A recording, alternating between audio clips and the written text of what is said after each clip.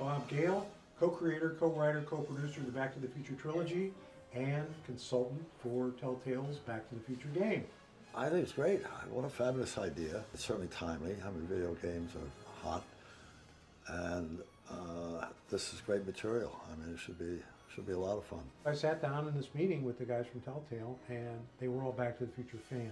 They loved the movie. They grew up as kids watching all three of the movies, and they really were respectful of the material. It's great to finally get a game that looks like it's going to be done the right way. To us, focusing on the story and character is sort of the heart of the series, and I think that the adventure game format is perfect for doing a Back to the Future game. The story starts taking place about 6 months after Back to the Future 3, so it's all new material. So we open with this idea of what's Marty's life like now that Doc isn't around, his best buddy is gone.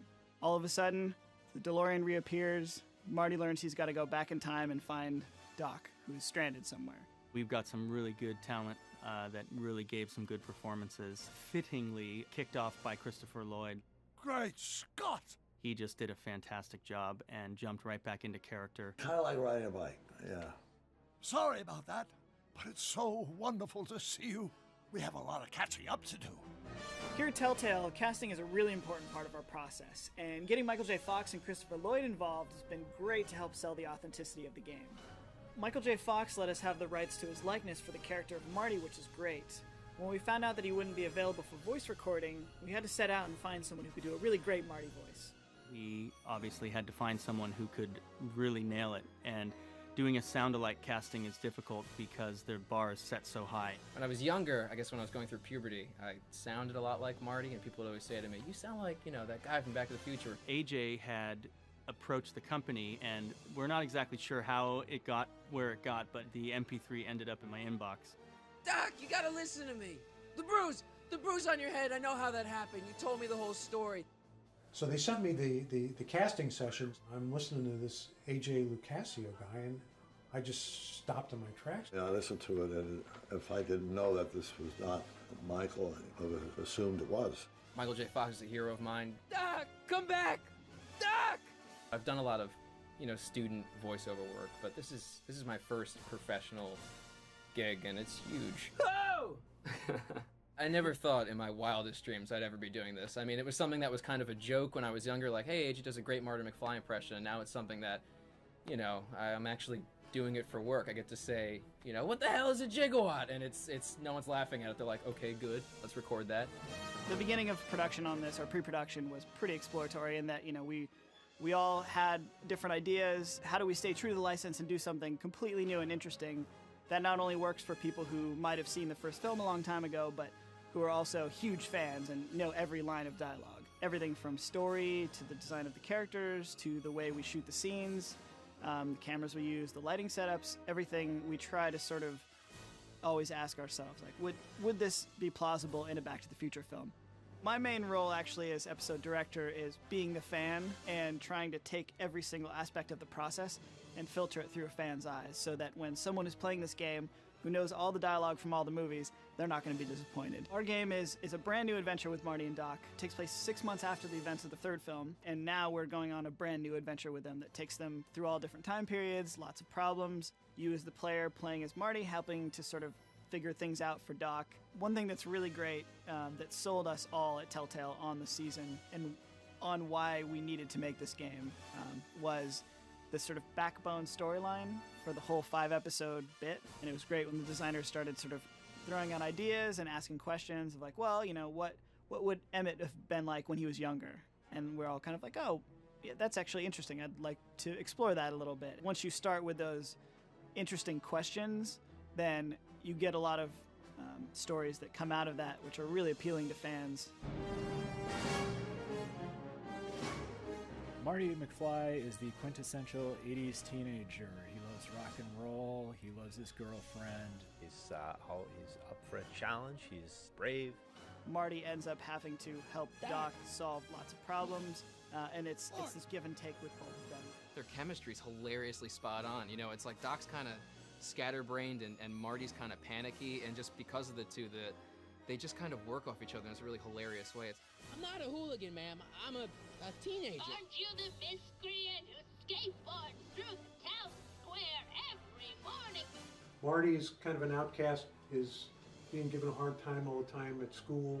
You know, Mr. Strickland says to Marty, you know, that Doc Brown is trouble, young man, don't hang out with him. Well, what's any self-respecting American kid going to do?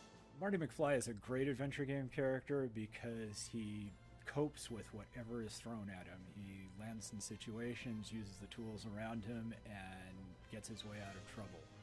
Jeez, we've been back together for 5 minutes, Doc. You're already talking about the end of the universe. I've missed that. Don't be ridiculous, Marty. I was only referring to the end of the universe as we know it. Episode 3 begins with Marty literally crash landing into an alternate 1986. He thought that everything was fixed back in 31, but everything went horribly wrong. The first person that Marty comes in contact with is his old girlfriend, Jennifer. We basically got the casting sheet of who was going to be in episode 3. We obviously would love it if Claudia Wells could reprise her role as Jennifer from the first film. I bumped into Claudia at the Enchantment Under the Sea dance. I stopped her and I was like, Claudia! Claudia! And I turned around and there was this sweet kid and he goes, I'm Marty McFly. I'm in the new game. I'm Marty. And I was thrilled. I said, I want to be Jennifer. And I got like a message from you that was like, hey, I met Claudia Wells last night. You know, she's super interested in the game. A couple of us around the office were all just like sitting there like waiting, like, oh my God, we've got to, what the heck's going on? We got to get her. You know, I'm in LA, so I was by her store. So he's like, go down to her store, and he's like, go talk to her, go get her. And I was like, all right.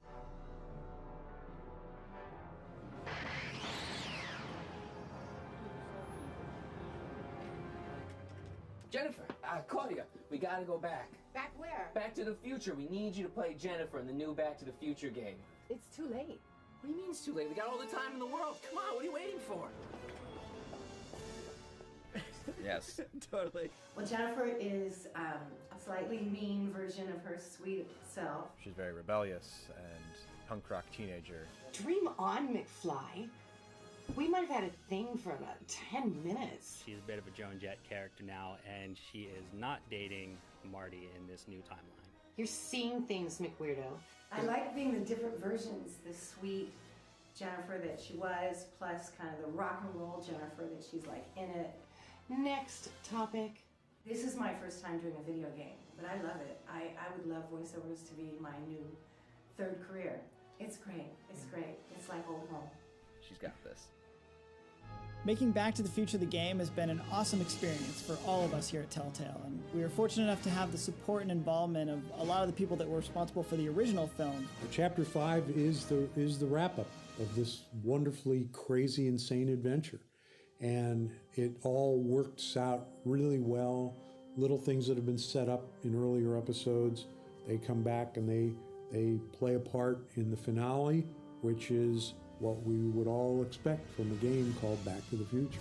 We went into this series really wanting to explore the relationship between Marty and Doc.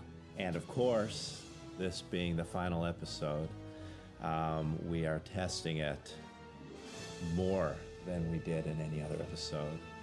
The fans of the movie really do feel that the game has captured the essence and the spirit of the movies. A.J. Locascio as Marty McFly, his spot-on version of Marty, it astounds me to this day. Doc, come back! Doc! For episode 5, the direction we wanted to take a couple of the bits, we kind of started thinking like, yeah, it'd be really cool if Michael J. Fox were involved. We got to talking to him and he actually was interested in doing it, so it worked out really well. Well, now you two look a mite lost. Hey, what on earth is that thing? That's just an insane honor. Nothing we could have ever expected when the series started. His humor and his lighthearted way and his skill and talent is just genius. You know, Back to the Future just isn't Back to the Future without Michael J. Fox, and having him be back with the rest of the team, you know, having everyone there really makes it, an authentic experience. For a lot of us, this is was kind of our Star Wars of the science fiction epic of that 80s generation.